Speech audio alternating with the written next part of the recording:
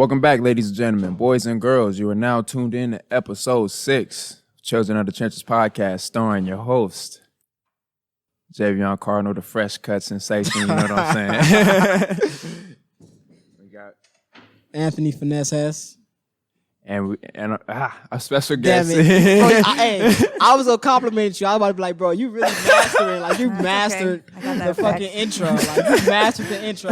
He's nervous. Then you got a little nervous. I got a little nervous, because, we got such a credible host. I'm calling her a host. Hey, Jimmy, I ain't had a fresh cut in so long. I don't know how to act. Nah, but we got a great guest today. Go by the name of Jenn. Alice. Had it right the first time. But, happy to be here, guys. Thank you. Thank you. We appreciate having you. And first off, we just want to say thank you for all the stuff that you do from the gym. A lot of people probably might not know, but a lot of stuff that you guys see on the gym's boxing page and all the dope camera footage that we have of the sparring and mid-works, that pretty much all came from Jenn and her husband, Sam. So we first off just want to say thank you. We appreciate all that you do. You guys you are do a totally lot. worth it. she's like, sure. she's I know. she's Team basically, no she's the gym's PR, basically. That's what we going with. Yes. Exactly. So, like I said, first off, we want to just start off by just saying thank you. Yes, of course. And how did you find the gym? How did you, So I used to train out of Legends Boxing Gym in Norwalk. I was there for about a year and a half. Once I left there, I kind of was looking for a new gym just to kind of just train people out of. I noticed Jackrabbit because of how different the training was. I know Trevor has like a chair system that he uses. It was just so unique to me how he would use the wall, the chair system.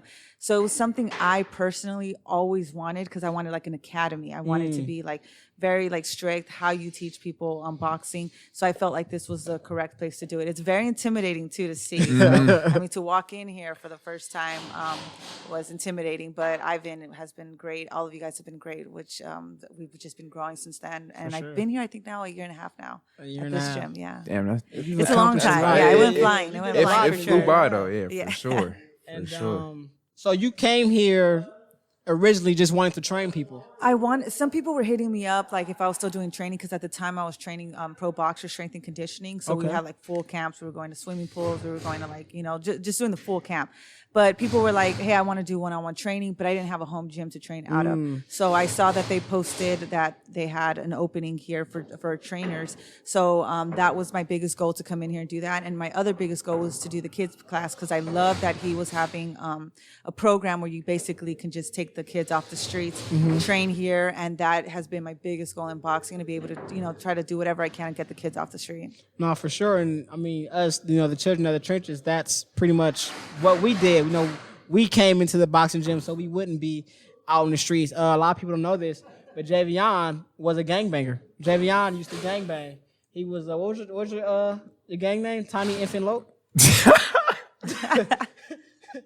The professor. Yeah, Tiny Infant Lope. He wore glasses and it was Jay Killer, Monster Rampage. Definitely wasn't Jay Killer. Definitely, I heard they used to sing you to the store all the time. That's what I heard. I don't know. Nah, they used to send me to hit licks. Never hit a lick in your life. Never hit a lick in your life. Yeah, that's Children of the Trenches construction going on. We're gonna have to. We're doing it all. No, but where were we? Yeah, well, talking about why you guys joined boxing. Oh yeah, so pretty much, of course, we joined boxing. Well, I personally joined boxing. Like, all jokes aside, Javion was never part of the game. We don't promote gang culture ever. But I personally joined boxing around the time where I was like hanging out around the wrong crowd, like in high school. Hanging around the wrong crowd. Some of the guys that I was hanging around are kind of like, in jail. I know somebody I was hanging around doing life right now. We're only 24, 23. We're still fairly young and already has life in prison. So I was hanging around a fairly wrong crowd. And when I came to Jackrabbit, or when I came to this gym, pretty much that's all I did. Every day after school, I would come to the gym every day after school, and it kind of took me away from that. So in a way, you can say that, the program that you were just talking about, taking kids off the street, keeping them in the gym, I mean, it works. And we are pretty much proof of it, for sure. For sure. And I started boxing, honestly, kind of similar to Hess, just to get away from the street life, get away from trouble that our environment has to offer. And for me, it was like as a young kid, I had a lot of anger, a lot of built up anger. You know what I'm saying? And this sport in particular was like the best outlet for me to channel it. You know what I'm saying? So it was like it's inspirational to a lot of kids out there, that's going through the same situation, that's going through, and I myself is also a trainer as well. So it's like, we work together. For those of you who don't know, me and Jenn work together, and we help out each other, become better trainers and help out the kids and stuff like that. So, it's just it all has a bigger purpose behind it. Yeah, definitely. No, I definitely feel the same. I mean, I've had kids that were either bullied, they are the bullies, or, they're going through issues. So I think it's crazy when I see the bullies come in, though, because they come in and they think they're these badasses, and it's like the moment they do a round of jump rope, they're tired. They don't know how to throw a jab right. So I think it's absolutely crucial. I mean, it's unfortunate now that we're not really being able to because of COVID, but I mean, that's one of my biggest goals. I know when I got into boxing, it was the opposite. I was the one being bullied all the time, and my dad was like a black belt in karate, so he was like either karate, which we never really took serious. I wish I could take it serious, because my mindset is different now, or boxing. Obviously, I chose boxing to do it, but it goes back to being a good coach, because unfortunately, I didn't have a good coach. My dad told him, she's just getting beat up all the time. She doesn't defend herself. So when that coach basically took me, he made me an animal. He was just like, anybody that tells you anything, anybody that messes with you, you just beat him up. You beat him up. At first, I was sparring with girls, but they called me the wild card because there is no easy sparring for me. So they started throwing me with some guys in there. So unfortunately, I went a different route with the boxing, and that's why I say for me as a coach now, it's super crucial that I tell these kids and I teach them correctly, because I was the type that I just had more of a street record, fought constantly. I got kicked out of school for it, and it's things that I'm not happy that I did. I regret it, but unfortunately it happened. There's nothing I could do about it, but it's just going back to being a good coach and showing the kids the right way, because I was a broken kid, and unfortunately they showed me a wrong way, and a broken kid in a wrong way, it can cause some serious damage. So, and it's good that pretty much you have came such a far way, or such a long way, because you can relate. When a kid comes in here, that went through some of the things you went through, it's different from somebody just saying like, oh, you should do this, or you should do that, just telling them, but you can actually relate to their experiences, and you can You've actually been in their shoes. I mean, I may look different, but there's not an incident that I could not relate to with a kid. I mean, my dad was an alcoholic, so I had to grow up with a lot of that. We were abused. I know a lot of people were abused at home. So, there's a lot of things that I can relate to a kid. When I see him angry or I see him upset, it's giving them the time, being patient, not taking things like that personal. But, it's just a lot of unfortunate events that these kids go through. For me personally, I always talk about mental health, because it's crazy to know that the reason why I actually box is because I need to feel that pain. I need to feel the pain of my body feeling absolutely exhausted. So those 10 seconds, I beat myself up, but it's an accomplishment that I've done. It's something that I learned. I learned how to do a proper jab. I learned how to do, the cross. It's a competition between myself, but it's that pain that I need to feel. I need to feel that pain so that I could tell myself I did it. It's the only thing I've accomplished on my own, regardless of how hard it is, because we know boxing is the most hardest sport. So when I speak on mental health, I always say I do boxing for mental health, because I need that. I need that push. I need to know that I'm failing at something to push myself harder, to say I did it. Nobody else did it for me. Yes, we have coaches that guide us, but it's truly you within yourself that has to push yourself within those last 10 seconds, or beat yourself up, or even come every single day like you're supposed to. Yeah, for sure. And you mentioned about bullies, and my opinion about bullies is I feel like bullies, they're the ones that need the most help, because they reflect their emotional damage onto other people. Yeah. We don't know what's going on in their home. We don't know what's going on, with their parents or what they're going through. And have you ever pretty much encountered a kid or was training somebody that pretty much was a bully, and you pretty much found out that, everything was a wreck for them and tried to help them out? Yeah, I did. Actually, I had one kid at Legends. He came in. His mom was like, he just fights. He fights with the brothers. We don't know what's going on. We've had some side conversations, which he had some other issues from a different family member, which I had to tell him, you got to talk to your parents about things like that. I don't want to go too much into details because he's a minor, but I'm pretty sure we all know what we're talking about. So his parents didn't know that he was going through something like that. I mean, I've had kids come in just with faces where they just want to cry up, and I give them their space, but I also push them just as much. And I tell them, if you got to cry, you got to cry. But these kids do open up once they see that they could trust me and I'm not there for myself or for, I'm trying to do this for Instagram, then they start opening up and they see me completely different. I know when they have a good day and I know when they have a bad day. I've also had bullies that admit to me, I don't know how to fight. And I'm like, you don't. So you keep doing this, but you're doing this for different reasons. So I have been able to speak to kids and change the way that they are. Their parents have come up to me and thanked me. You know what? He's different now. He's not fighting as much as he used to.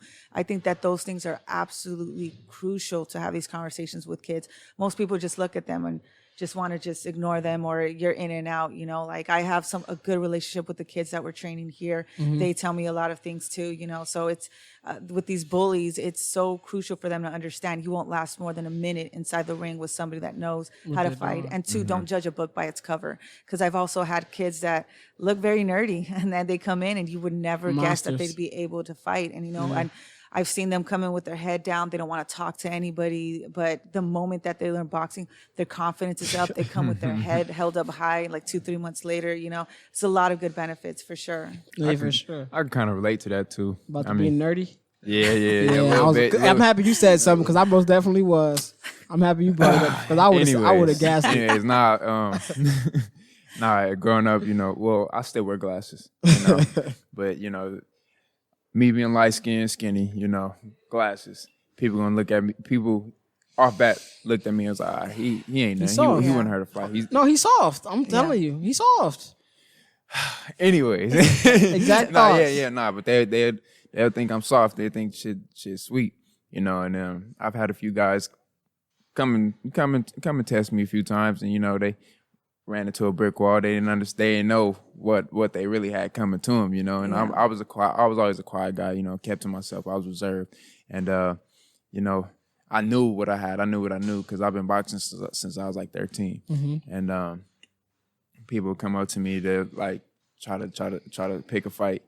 Boom! It only took one or two guys to make an example out of. After that.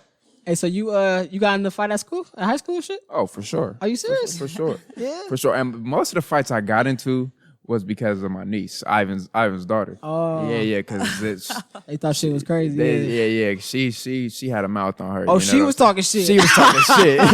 To guys. She was talking shit. Yeah. So she was. And you know what's funny though? Like when girls used to say like, "Oh, I'm gonna get my big brother when I'm gonna get this," like I never thought like she really go. You pulled up. I'm gonna get my uncle on you. You pulled up. I pulled up with glasses and curls. This guy, this who you went and got. Yeah. This nigga threw that 1-2 on him. She dragged me all the way from track practice and everything. Like just come, Uncle, I need you to come here. I'm like, hold on, coach. I'll be right back. A lot of times, did you just like talk? Y'all were just talking, and you got down every time, type shit. Most of the times, I got down. You was getting down. Most of the time, start swinging. It was this one dude who put a condom on her backpack. He put a condom on her backpack, and he took a picture of it. Oh, he thought she was funny. He took a picture of her, post on Instagram. Everybody knew it was her backpack, and she had like. One of a kind backpack, like she had. When you see her backpack, you knew it was hers. Yeah. And I guess the whole day I didn't see the post. The whole day they was making fun of her. She couldn't find me throughout the day of school. School day, and we get home. She tells me everything. She showed me the picture and shit, and then Ivan hears about it. Ivan like. He tell me like handle it. Yeah, you know what I'm saying? So I'm like, yeah, he got to get dealt with. So the whole morning I'm like looking for him. I'm on edge, you know what I'm saying? Looking for him. First period, second period go by. Then we go to break. I'm walking, pacing all through campus, looking for him. The homies talking to me. I'm like, like I like zoning out. I'm not paying attention to what they saying. Boom, found him. Start damn near running over there, right? Track star. Boom, grabbed him by his neck. Boom, slammed him down. Start firing on him. Start firing on him, doom, doom. And then his homie tried to grab me. I hopped up, started squaring up with them. It's like, no, chill out. We good. Stall him out, bloodbath. Yeah, bro, chill. Like, chill. Like, and then the dude that I was firing, he's like, bro, I'm sorry. Like, I didn't mean to do it, bro. I didn't know I was gonna get this far. But yeah, long story short, man, like, it just came with the territory. You know what I'm saying? Yes. Like, I used to get paid to beat up the police. People used to pay you? Yeah. They used to pay me. I had 3 pagers. I mean, one, I used to do some bad stuff, so I used to sell. So the second one was my personal beeper. I had 3 beepers because that's how old I am. I'm 34. So the third one was, but a lot of the parents would actually pay for me to do something to these bullies. Like all these little girls that were just getting bullied. The same thing though. The moment you go up to them, okay, because everybody knew I knew how to fight. I mean, I had a lot of fights in school. So it's crazy to hear these stories of big brothers coming in and stuff. But I mean, when it comes down to school, I mean, if you could pay somebody to just be like, hey, take care of this bully for me, who the hell wouldn't do that? I don't know how it is nowadays, but I know back then it was some good money for me. So. And you know what I just thought about? Because there's a lot of people, you know, in the world that, you know, has problem with their baby daddies, you know, have abusive boyfriends and have things like that. Call Children of the Trenches. Go ahead, DM Children of the Trenches. We're going to send you our rates. You feel me? We're going to handle that for you. Nah. But you mentioned training, and I understand. Beat up your man services. I'm sorry, go ahead. What'd you say? Nah, go. You mentioned training. Was training your first business, or? No, I actually started working at the age of 14. I falsified my passport so I could start working. Because my dad was an alcoholic, it was very hard for my mom. She was a single parent. So I started working at the age of 14. I did a lot of seasonal work back then. So I was like in Party City and fashion. I did a lot of different industries. Because I did that, I was very hungry. So I was driven more sales. So that's the reason why I am the way that I am now. I mean, I think by the age of 17 to like 19, I held down 3 jobs. I worked at a motorsports shop, and then I also worked at like a shoe store, and then I worked at 2 different ones. So for me, working has been like a non-negotiable my whole life. I mean, besides when I had my children, but even after I had my children, I was at work like the next day. It's like a non-negotiable. I have to be working. A lot of people think I'm crazy because I do like 5 different things right now, but it's just what I enjoy doing, and I can't stop. And I think that's like, I think one of the attributes of like a real entrepreneur is like when you're stagnant or where you're just not doing nothing, that you start getting sad or depressed, or do you ever experience things like that where you feel like all the time? I don't think you could be an entrepreneur if you never wanted to give up or say, you know, screw this. I can't tell you how many times I wanted to just throw in the towel, but I come from 16 years of retail, 9 years of management. The last place I was at was a area manager for Fashion Nova. Before that, I was with Forever 21. I helped them open up over 260 stores for a new concept that they had. I flipped over 13 stores in my life. So for me, it's more like when I left, I've always wanted to have a janitorial business because my mom was such a clean freak. So I know how to clean, and it's something that a machine can't replace you in. So when I left retail, it was fully for myself, for my own business. It was a huge risk, but I left and I started my business from there. Now, what type of things did you mentioned that it was like a huge risk. What did you have to overcome to finally take that leap? What pretty much, because I'm pretty sure there was a lot of things going through your head. You know, what if it don't work? What if this? What if that? What finally made you say, forget it, I'm going to go for it? You know, I opened up the F21 Red store, which is a new concept for Forever 21. They have one here at the Pike. I put so much work in there. I had international visits, which we would talk about like 60 people coming to do, you know, the amount of work that I put in retail to, you know, one day become a district manager and move my way up to corporate. It's just the appreciation. Like, you know, for me, I don't waste my time. A lot of people are like, oh, you jump jobs. It's not hard for me to tell if you're going to promote me or not, or if your company even has, you know, those type of opportunities. So for me, that was it. Like, we had a huge visit. The owner came in. We got a plaque from the city of Southgate. You know, it was so much things that we were coming in, but then you have this other team coming in and they just treat you like crap. Like you're nothing, like you have not worked your entire year off to make things happen. I mean, they even sent me off to Texas to flip that store, which they ended up doing 133% the following month. So it's the amount of, you're not appreciated in these type of work atmosphere. So for me, it was more like, why am I going to continue to keep working for somebody that I have all this, knowledge and power to be able to do something when I could just do it for myself? Exactly. So at the time I was doing apartment management, so I didn't really have rent like that. I had not really any savings, to be honest with you. But I started slowly. I just started slowly just putting something on Groupon, just a good deal. And then we just started getting phone calls like crazy. Groupon. So then I just was like, you know what, I quit. No. Yeah, I'll tell you though, it was the hardest 6 months of my life. I literally had to stop at one point because my body paralyzed from how much we were working. It was from 6 in the morning to like maybe 7, 8 o'clock at nighttime, a ton of work. Then we started getting accounts. We started getting like vacancy accounts from all these property management, big houses. We started hiring a ton of employees.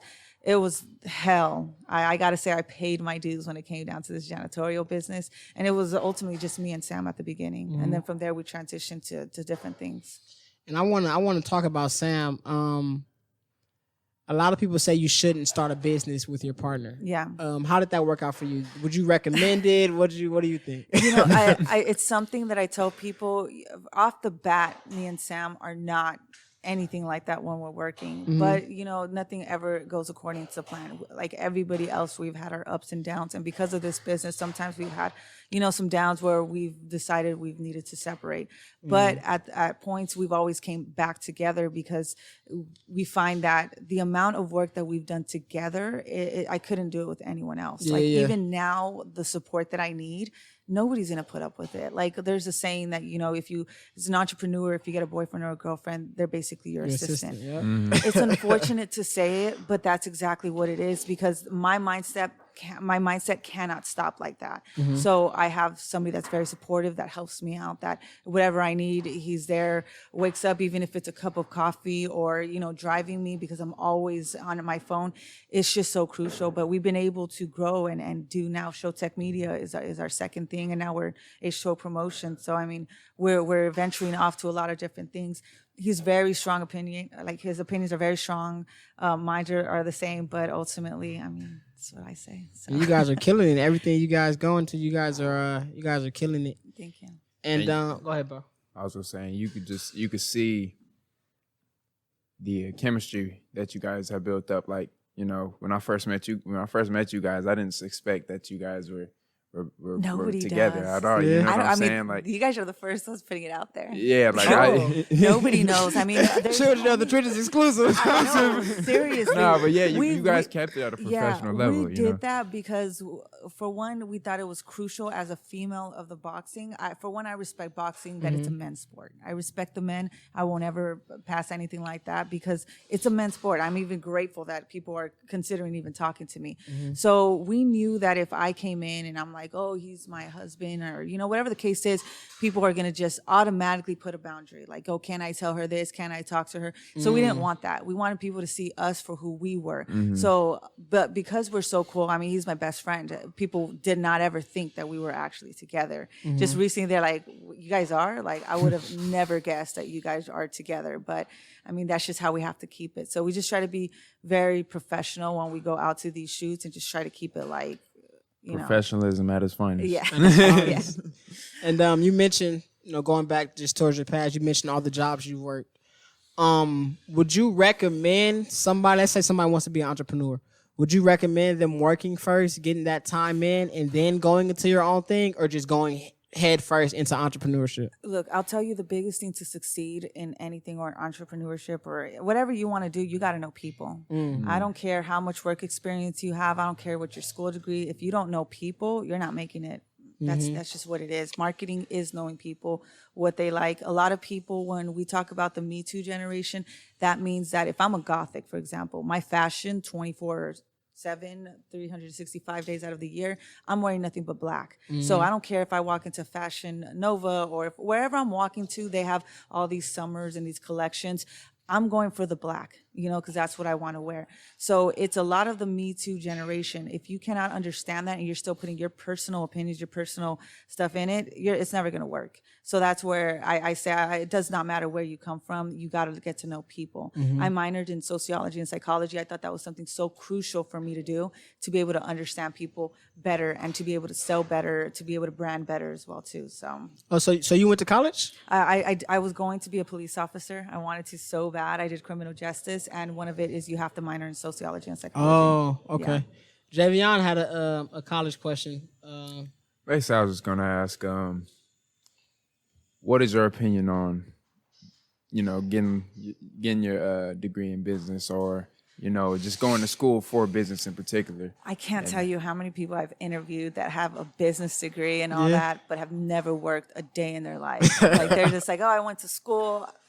Again, I'm sorry, but I don't care what degree you have. You need to know people and you need to get down and dirty. Like as a store manager, I don't care if I was a store manager. You better believe I'm gonna be on my knees scraping whatever I have to scrape. If my team needed something, I'm right there doing it. Do I have to be a stock person today, a visual person today, a cashier today? Like, you have to be able to jump in. People won't do that. They think, oh, I paid my dues. I went to college. I don't have to do any of that. Yes, you do. If you want the respect of your employees, I had 150 employees. If you want that respect, you have to be able to get down and dirty. You have to lead by example. So I'll never knock off to go to school. It's a good add-on, but you have to have that experience. And again, you have to know people. That's just bottom line what it is. And street smarts. Street smarts, right? I'd rather have you get street smarts than go get a degree in school. And it's crazy because it's like being your own boss, you can just hire the people with degrees. You feel me? If it's really that important, you can just hire the people who have, degrees.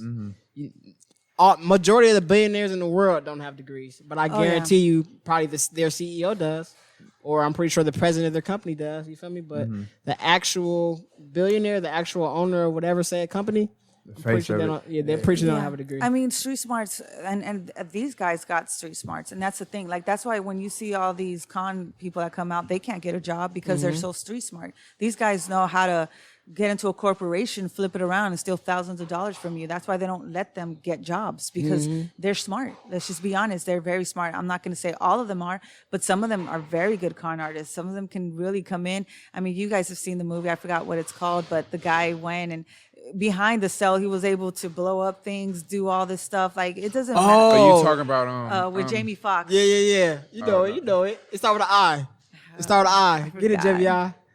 Come on. With Jamie Foxx. Something citizen. Something citizen. Come on, JVI.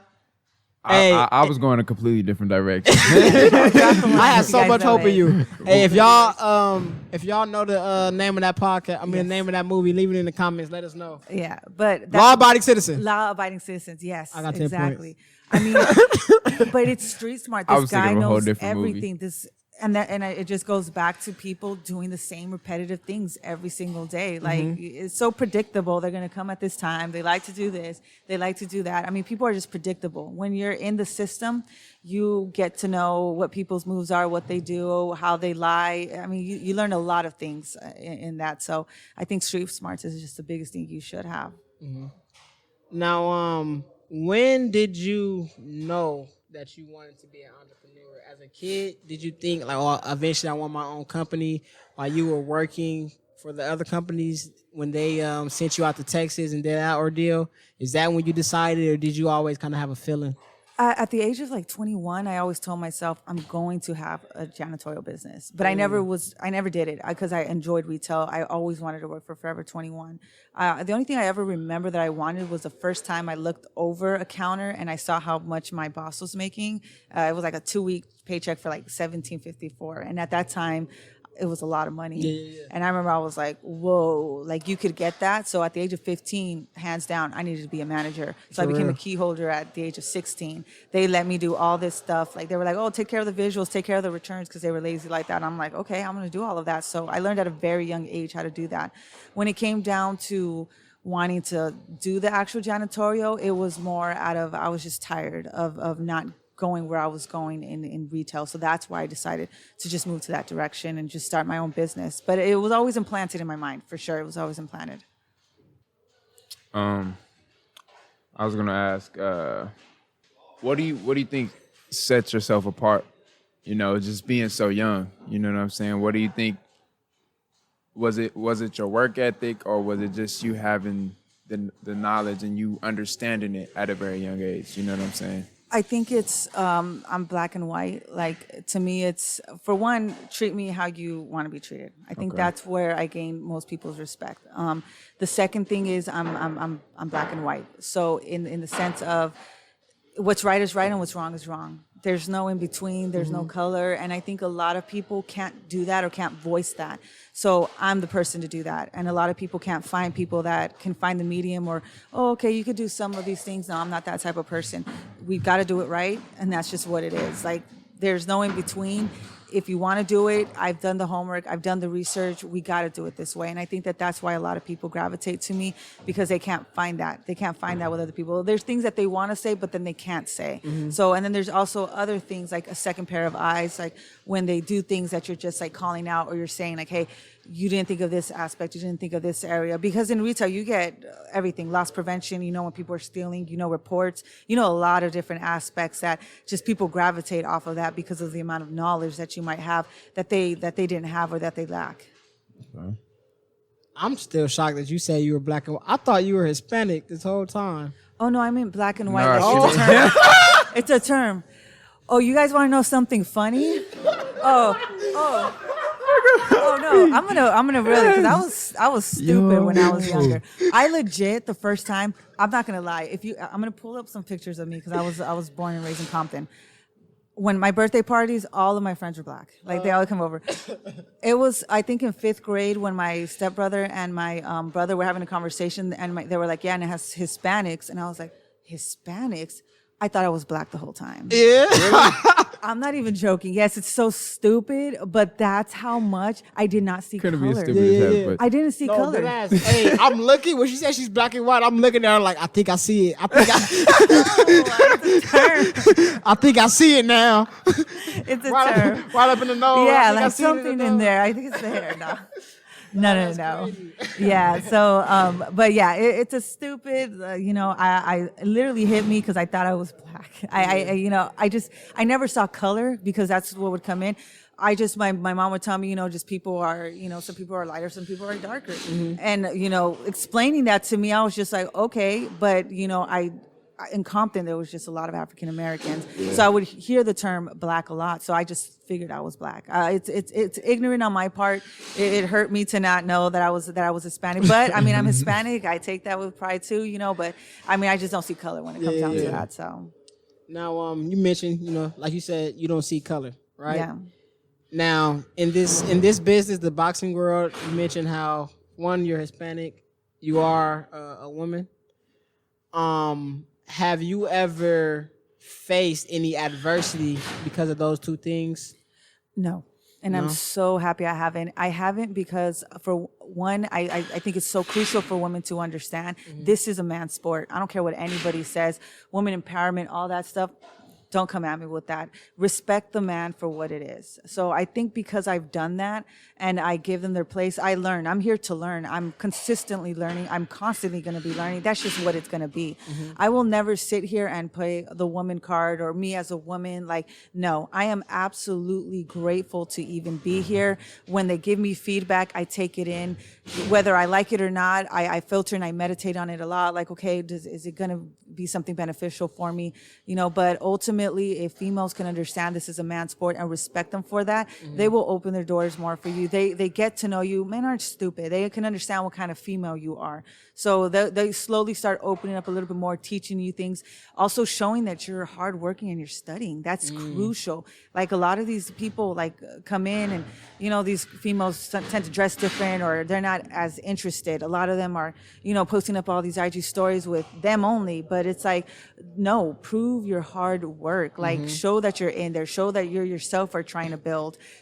Men aren't dumb. They can see that. Men can see that. Coaches can see that. They could be like, you know what? This person is a hard worker. She doesn't bother my boxers. Legends had a lot of good. I don't know if you guys are familiar with that, Jen, but they had a lot of good fighters in them. But I'm familiar with Yeah. So, for me to work there, I had to give them the respect. I'm not going to be in there trying to get attention. I did a lot of the videos and photos out of there. So they noticed that. Coaches noticed that. They noticed that you're there for work as opposed to wanting something else. So I thank God I've never had any run-ins like that or anything bad ever happen. I've had nobody ever really has talked bad to me or put me like that on Instagram.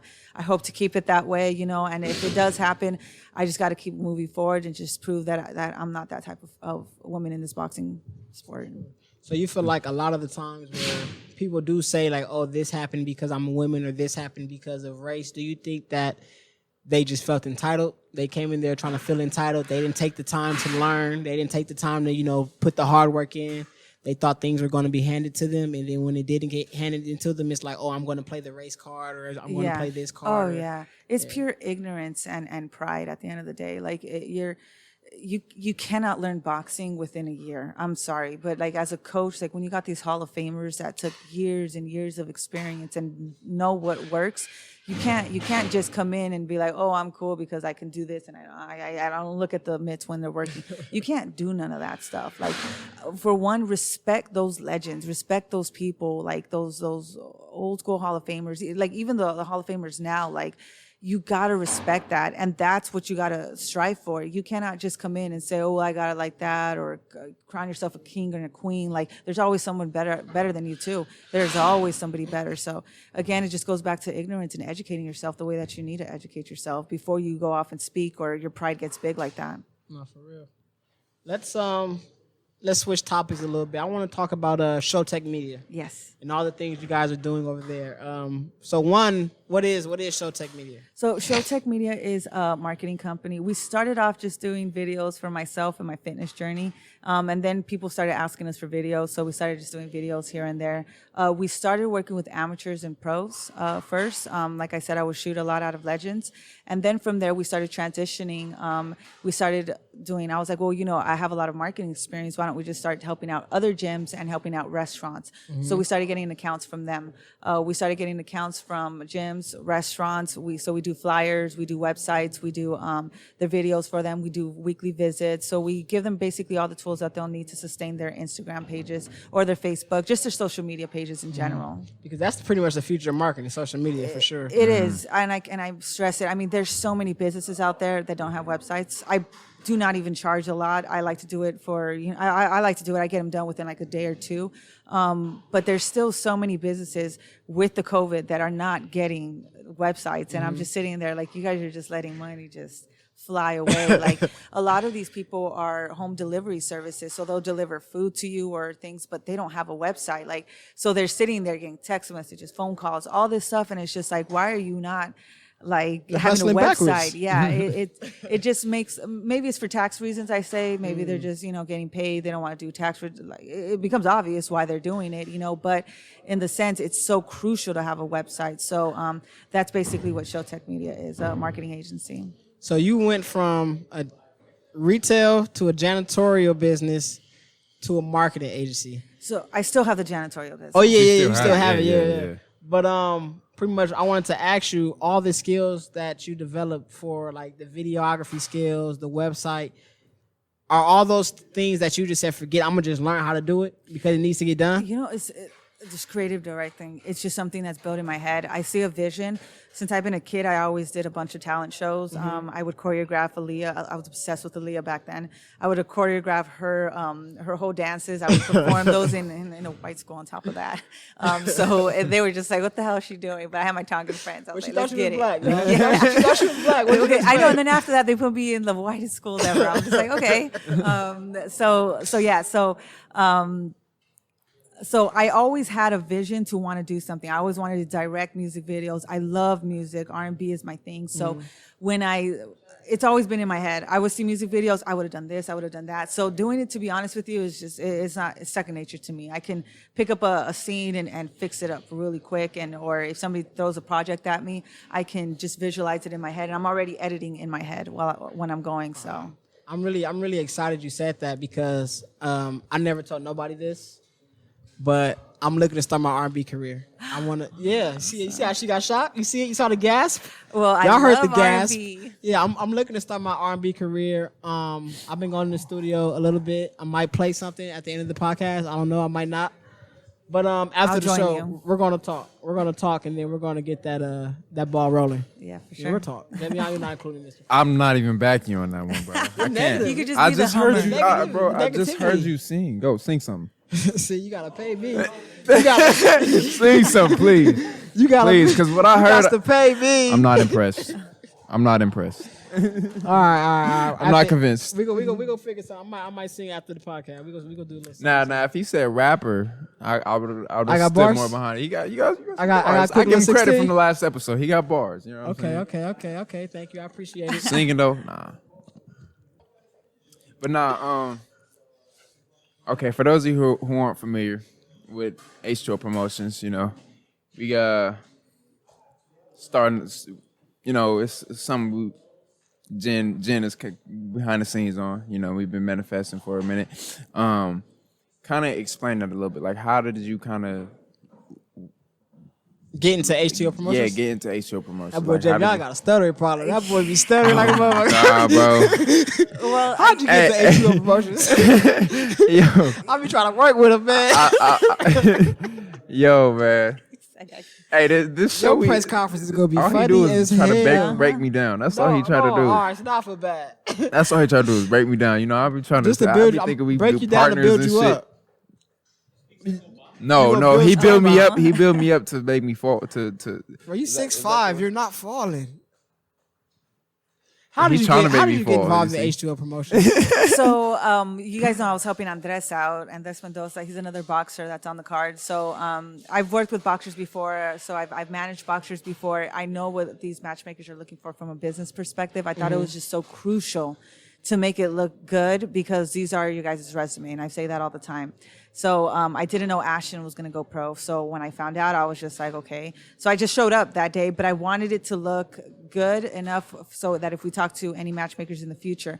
But, you know, I saw how everything was going, and I was like, well, you know, I can help out, whatever you guys need.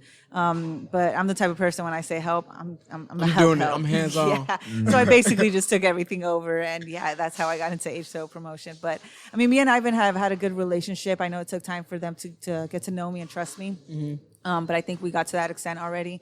I mean, a year and a half. I think it's more than enough time for me to show, like, hey, I'm good here. So, but Ivan trusts. I appreciate that he trusts me a lot on a lot of these things that I do. But I picked up. I did the website. I did the PR. I'm doing the PR side, more of the operational side. But there's many more things to come that we've got going for you guys. I know it's me. Sam supports me a lot with the show tech media. We got Manny. You know, small team, but I swear to you, we're gonna get much bigger. But this promotion company is gonna be huge. That I can guarantee you. It's my name on it, so I'm gonna make sure to sign up on it real good. No, and I mean, sure, I'm just happy somebody as hardworking and as ambitious as you guys are on it, you know, you. because, I mean, you guys push us to go harder. You know, seeing you guys go hard, it's like, oh, yo, this shit is real. We need to step it up. Yeah. Me and Javion, we ran, what was it, 30 miles? Did we run 30 miles? 30 miles in 6 minutes. 30 miles in 6 minutes this morning. In And the 6 whole minutes. time I was thinking like, yo, You're such a liar. 30 miles in Oh, In 6 yeah. minutes. Come on. most definitely. You never seen me run? Los Speedy 30 Gonzalez. miles and 6 I'm a former track athlete. I don't think it's surprising. I used to run from the cops all the time. That's pretty much the same as a track athlete. That's, Well, from a That's what zombie inspired me to run apocalypse, track, oh right? yeah, I'm out of there. Zombie apocalypse, I'm out of there. This I won't make it half a block. You don't think so? Oh, You're okay. good. I think maybe a block. You're good. You're good. Honestly, exactly. That's look, why I was like, I'm not even gonna. I'm just gonna fight him. zombie apocalypse, right? Where you going? Where you shacking up? Where am I shacking Where you up? trying to shack up? Whew. There's these big old See. things in Tustin. They're like huge. Arizona? No, right here in Tustin. Yeah. California. I don't know what they look like, some bomb shelters, but that's where I'm running to. That's you go get to? Yeah, I mean they got some windows and stuff high up there, but yeah, I'm going in there. There's there- no way nobody can get in there. Is there like a Walmart or anything nearby? No Walmart nearby at all. What you It's gonna do for Tustin. food? Huh? What you gonna do for food? There's a plaza near there where they sell hamburgers. No, we just got to stock up. That's what we got to do. So See, me, I'm the type to just say fuck it What? and just be a traveler. Just I think I'm gonna be a drifter. Yeah, drifter. That's I'm the gonna be a word. I was drifter. a I'm on the drifter. road with it. Yeah, Yeah. I'm, on I'm the road. booking Eli. Remember booking Eli? Yeah, He had yeah, the glasses. yeah. That's me. You can't be him. I already picked him. But that's me. I'm chilling with the glasses with my Bible so true, in though. my The book of backpack. Eli. You feel me? Motherfuckers don't know. I'm blind the whole time. You feel me? This is all my faith. That's awesome. That movie was hard. That movie It was was. hard. It was That really shit was good. dope. Sure. Yeah.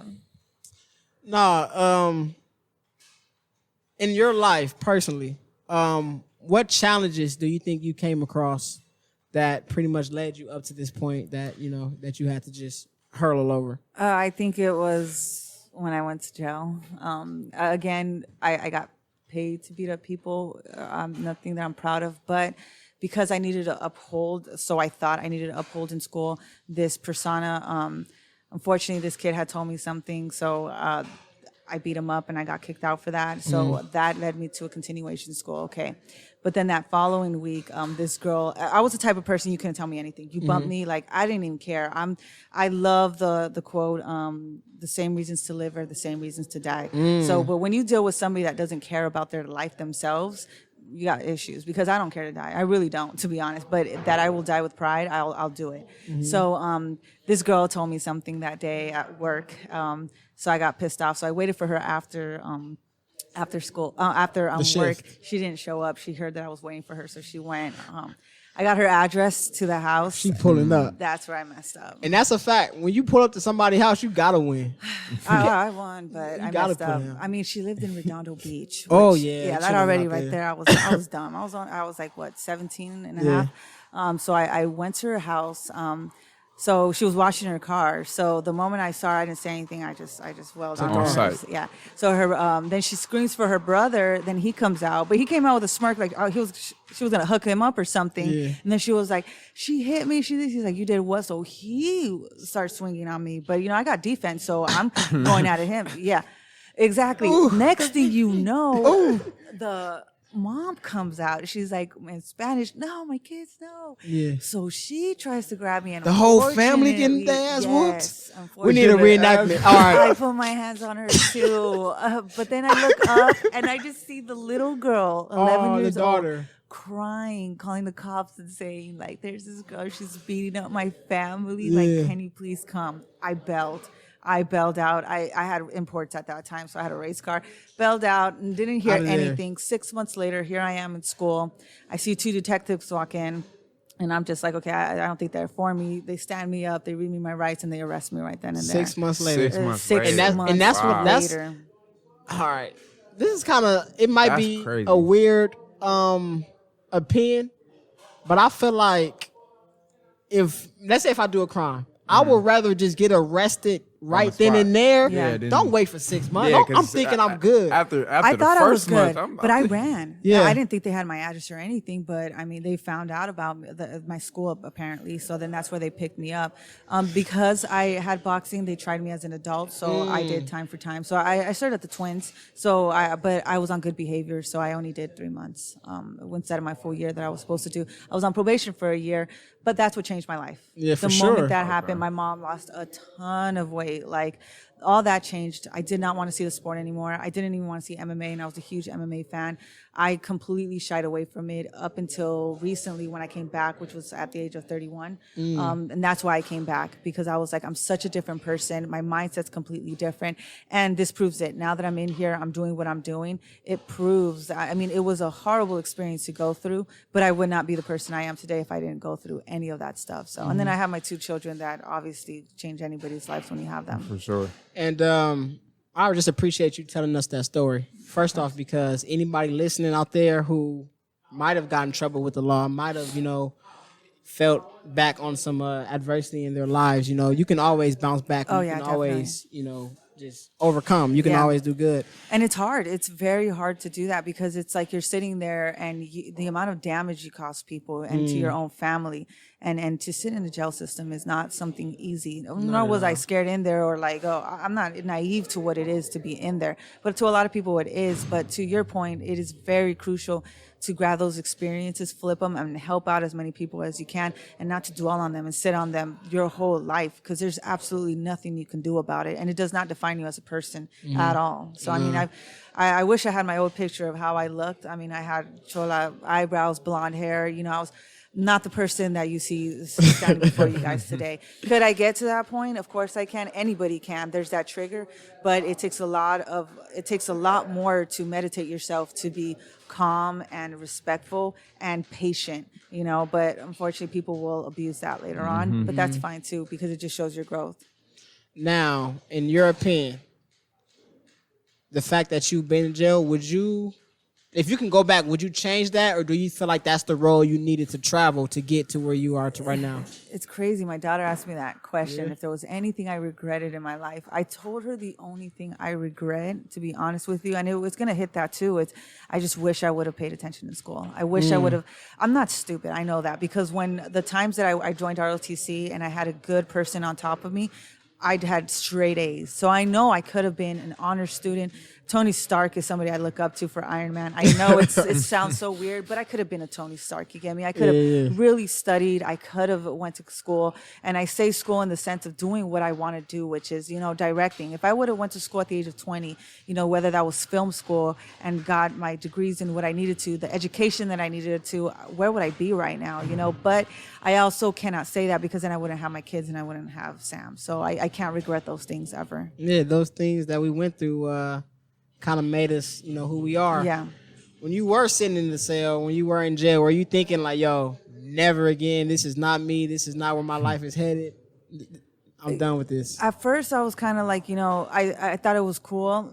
I was so young, I was dumb. Yeah. But then I just saw a picture of my mom, and that's when it hit me because she lost a ton of weight. Like, she was skinny, she wasn't eating. So that's when it hit me the most. And I was like, what am I doing in my life? I keep doing this because, my dad's an alcoholic. I'm doing this because I'm trying to please other people. But in all reality, I look so stupid. Yeah. I think it took me midway when I started talking to some older females and they started, giving me more advice. Like, oh, you're still young. You got a life. Those were the kind of conversations I've never had with somebody. So it actually helped me out. So when I left there, and on top of that, an amazing probation officer, Mr. John Carpenter. If you ever see this, I'm gonna tag you. I don't even know where he's at. The most amazing probation officer, and because there's some that are not like that. He hands down had my back. Even when we were in school, something happened, he would talk to them like, you guys can't be doing this. Like, she's still a child. Like, if it wasn't for him, I swear I wouldn't be where I'm at. He is somebody I absolutely look up to just because of how he treated me, and he saw me for me and not how everybody else was seeing me. Exactly. And I don't know if a lot of people know this, but I went to jail before. I did my little 3 months. I did a little 3 months. And immediately, I want to say damn near immediately when I got in there, I knew like, okay, this is not the life for me. I need to get back on track. I need to... Just because in that holding cell, first off, they keep that motherfucking light on in the holding cell. It's cold as hell. And it's just 2 benches on the wall, right, on both sides. And motherfuckers that sleep under the benches, motherfuckers sleep with the toilet tissue and shit. And me personally, I fell asleep on a bench, and then I felt like a foot, like somebody kicked me low key, you feel me? And then I look across, and there's another dude asleep. But he was on drugs, you feel me? He was just real filthy, real on drugs. And I was just like, man, this is not the life for me, bro. I don't know how people keep doing this and doing this. And I wouldn't change it just because it made me pretty much revert my mindset. It made me get into more learning about entrepreneurship. It made me learn about more financial freedom. It made me just think about what else is out there in life, Yeah. So, we all have our paths that we need to cross, our challenges that we need to overcome. But yeah, man, that journey is tailor-made for you for a reason, and you're going to come out on top for sure. Yeah, and it still was struggling between that. I mean, my girls are from a previous marriage, but, unfortunately, because of the things I was going through and I was still finding myself, the marriage didn't work out, but he ended up doing some things where, he had locked me out of the house and, kept, just things that happen when you get a divorce. But, that put me on the streets for 3 months. So I lived in my car, but I still had to hustle out to get my jobs and stuff. It was the toughest time to find 50 cents.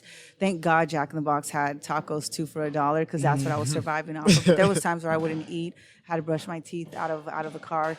And on top of that, like, I had no clothes. I literally would have to go buy sale clothes to get interviews, but it's things like that too where if it wasn't for those experiences from before, I wouldn't have been able to handle being homeless for 3 months. But it's another experience that I had. It's unfortunate because a lot of people turned their backs on me during that time. But, you know, those are also another things that keep me hungry right now, that I have to provide a roof for my girls. I have to make sure that there's food on the table because I know how that feels like. And it's something I wish on nobody to ever go through something like that, because to build off and still have a full-time job and living out of your car is the hardest thing to do and put on a face when you're a manager for people. Yeah. So but a lot of these kids knew that that was the case for me, but you know, you'd be surprised how many people support. Exactly. So. And man, I just think that's crazy because these are things that I never knew. I'm pretty sure Javion never knew these. So sure. I'll say, don't judge somebody off of, you know, the road travel. You know, everybody's had a crazy road, a crazy path, you know, and wow, it's just you came a long way, and we commend you for that. I'm blessed to be where I'm at right now. Yeah, man, you killing it. You came a long way. We commend you for that, for real. Yeah. That's amazing. I could kind of relate, you know, because for those of you who don't know, I was born in prison, right? Brother. So from the jump, Oh, you know what I'm brother. saying? I had to figure out like what I get myself into. How do I get myself out of this? You know what I'm saying? Like You were I was born infant. 2 weeks old. You wasn't thinking how I'm gonna get out of had to this. figure out how I'm gonna get out. Javion was an I'm infant already in the gutter. making a shiv. you was a baby on the concrete making a shiv. Javion think he Bane. How Bane was born in prison, Javion feel like he Bane. Yeah, That's pretty much what he's saying. basically. But nah. It's a lot you can. It's a lot. I just sitting here listening to you that I learned from. You know what I'm saying? Just picking up and you know, it opened my eyes about a lot, and then it's all making sense. You know what I'm saying? Just to see the woman you are and the entrepreneur you are and how you handle business and what you do for everybody around the gym. Like it all makes sense. It all ties in together. You know.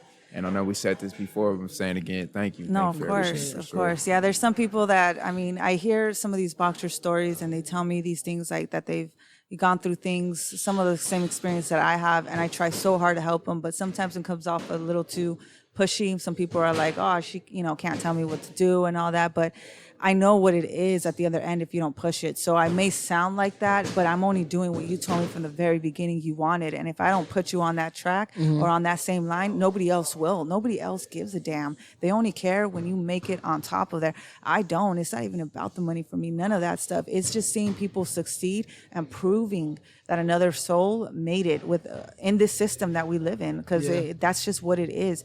We got to prove that we're better and we're stronger minded than that. We can't keep living in the system and allowing it to take over us when we're smarter than that. We're stronger than that for sure. For sure. And these are the type of people like Jenn. These are the type of people that you need, you know, around you, that you need, you know, on your team. You know, because there's people who, like you said, only care about the money. Yeah. And when that dries up, they're gone. Oh, know? yeah, they're gone. That's just, I've seen this happen so many times. Kids that were homeless that I've helped out, that all of a sudden they got family now. Like, you know, it's unfortunate, and they don't see it that way. They just see it more like, oh, well, they're coming back, or they feel like this. They're blinded to things like that. But who am I to tell somebody to never talk to their family? Of course I'm going to encourage something like that, but it's unfortunate the reasons why. It's just unfortunate. Because that's the hard subject to even mention, because I'm pretty sure that's what they're yearning. You know, Yeah. if you don't have a family, that's what you're yearning. Yeah. And all of a sudden your family wants a relationship, they're hitting you up, you're going to hop on that. Oh, and I say it to everybody, and I'll say it to you guys. It's going to happen. You guys are going to start seeing people coming around, friends hitting you up. And you're Oh, just yeah, like, most what definitely. It the- already happened. It's already People happened. coming It's already forward. happened. Yeah. For sure. I don't know if you guys know this, but we're kind of hot in the streets. Hot, boom. We're kind of booming Viral. right now, you know? They're already parking cars. You feel me? Like, yo, you had something like, just call me Finesse. You feel me? You don't really know me like that. Just call me Finesse. Nah. Nah, but I'm mentally prepared for it. Javion's, I don't think he's really that mentally ready. Javion go Red wild eye out. haircut. You- No, I'm just Javion go wild out. But I'm ready for it, though. I want to see him wild out. I want to Yeah. see it. I want to Because see it. you lived through me. I live to Javion. Javion do some of the things that I can't do for reasons unspecified. That's hilarious. For reasons unspecified, Javion. If you went on a date with Javion, I'm gonna ask him like, "Hey, bro, so where we take her? Yeah. Where we go?" Nah. Yeah, I couldn't Picture you on a date. Me on a date? Javion don't go on dates. I don't go on He's dates. a player. Look at his curls. Look at this girl. Look at his curls, dog. He Player. got this fresh cut JVR right now, bro. I know. I feel so privileged that you got a haircut. Yeah, man. Hey, he got a cut for you. He said, "Yo, I can't be on the podcast with I know. I Jen keep, looking I keep teasing him. any I keep kind of teasing way." him. Come on now. Gotta stay player. Gotta Nah, continue I was wolfing it for a minute. What the last cut I had was in August. I didn't tell you. I never told you this. I was paying all the barbers in Long Beach not to cut your hair. Hey, If that this makes a guy lot of walks sense. in, You know, don't all do you- it. All you barbers in Long Beach, I was hitting you up, like, yo, can I get a cut? Y'all was not messing with me. I don't know what it was. For a second, I thought it was my hair type. It's that I'm like, electrician money. That's what it was. They're busy right now. That's exactly what it was. I paid them. man, I told them I got podcast money, and they still wasn't messing with me. Oh yeah, we got podcasts. We ain't gonna talk about that though. We ain't gonna let them know about that podcast. I know money. that secret They number, think we but I got won't boxing give it out. money. We ain't gonna talk about that podcast money. Hey, Nah. Jen. Hey, Jim. It's gonna be a point in time where it's like I'm boxing. I love it, but this podcast. JV, I wanna be a this- rapper. This is me. Yeah. a rapper and a podcaster. That's it. Well, JV, I want to be a rapper. It's crucial for you and an guys. actor.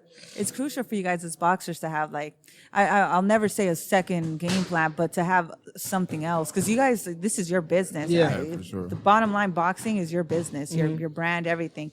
So it's crucial to have more things underneath your guys' umbrella, like the podcast. If this is what it is, and it can pay the bills, better because now you can focus even more on your boxing side. Yeah, and I always just kept in mind that we're not going to be boxing forever. You know, Yeah. I feel like me personally, I think I got probably like a good 10 or 15. You feel me? I'm 24. A good 10 years. Oh, I'm years. 34. But Yeah. broadcasting is I can do this shit. That's you what know? I'm Forever. saying. Like you guys Yeah. are getting that experience, so you do the boxing, but then you're ready for broadcasting. You guys can speak on sports, boxing. I mean, there's endless opportunities in that. So Have great guests come on there and talk Yeah. about their journey. You feel me? thank you. No, for real. But like I said, Javion want to be a rapper. So speaking of rapping, y'all already know what time it is. It's freestyle time. We winding down to the end of the episode. It's freestyle time. Javion got a hot 16. It's freestyle time, man. That's Get him. Freestyle while he Yeah. looks at his notes on his phone. Get him. Yeah, it ain't. A quick hot 16. Little hot 16. I'm gonna tell the gym to Y'all quiet ready? down. We live in the trenches, y'all, right now. You probably can hear the background. We got construction going on. We got some mint work, some bad work going on. We live in the Live. trenches. You want me to tell the gym to quiet It's down everyday live. right Nah, now? Maybe Can you hear me? Can you everybody hear me? want to hear you. Huh? Maybe everybody in the gym want to hear you. Nah, if I'm hot, they just gonna start turning their heads and they Oh, gonna you cry right, you for right. me. You feel me? I'm just playing. But Get your You ready? spit it. ready? Y'all ready? So ready. Get him. Look, Get him. I said I got a groupie in my jacuzzi. She in the two-piece making movies, little cutie with a booty, and I bet her thing juicy. And me Ooh. bumping little Tootsie, ain't nothing little about this Uzi. Ain't nothing little about this Uzi. I'm a winner, so she choose me. Not one nigga that can school me. Huh? I'm knocking down every obstacle with an arsenal. Put me in an article. My last name Cardinal. Honorable, the man responsible to be the probable. Mission impossible. He's so unstoppable. We got a lot of hoes. I'm finna gas it. It's tragic. I'm causing havoc. It's madness. She off that ass and no lactic. All that ass, I'ma grab it. See if it's real or it's plastic. She fell in love with the savage. Then she got dropped like a package. I know some niggas like to rob shit and ride with the Ruger. You niggas ain't shit. You smell like cow manure. Gotta watch how I maneuver. Always ride with a shooter. Getting paid by a cougar. Then she gave me some sugar. Look, think twice before you skip through this podcast. Get dropped fast. Jen, Hess, Geo, Jen, Hess, Geo, my nigga Manny, Sam, ain't gonna say shit when the cops ask. Trenches. You weak rappers. We got boxers rapping better than y'all. Y'all weak. Hey, if you send us a beat, Yeah, send we beats. go kill We it. gonna kill it. Oh yeah, don't let me get Send big. us a beat. It's a rap. Watch what happened to it. It's a rap. Now, Jen, Yes, you sir. said you mentioned you did the choreography. Do you want to do a quick dance number? Or you're good? I am good. I'll join you on. I'll join you on a chorus line if you want, but that's as far as I'll go. Nah, but we appreciate having you. No, of course. Thank Thank you guys you, for thank having you. me. I feel like this has been a real motivational episode. Any Thank you. future entrepreneurs out there want to know how to get started, want to know, what you need to do. it's a grind. It's a deep grind. And It is, like I yes. said, just thank you. First of all, like we said, thank you for everything that you do for the gym. Of course. And let's go to the top. Let's just keep going. Yeah, definitely. You feel me? This For have sure. been episode 6 of the Children of the Trenches podcast. And we out. Yeah. Yeah. Thank you. That was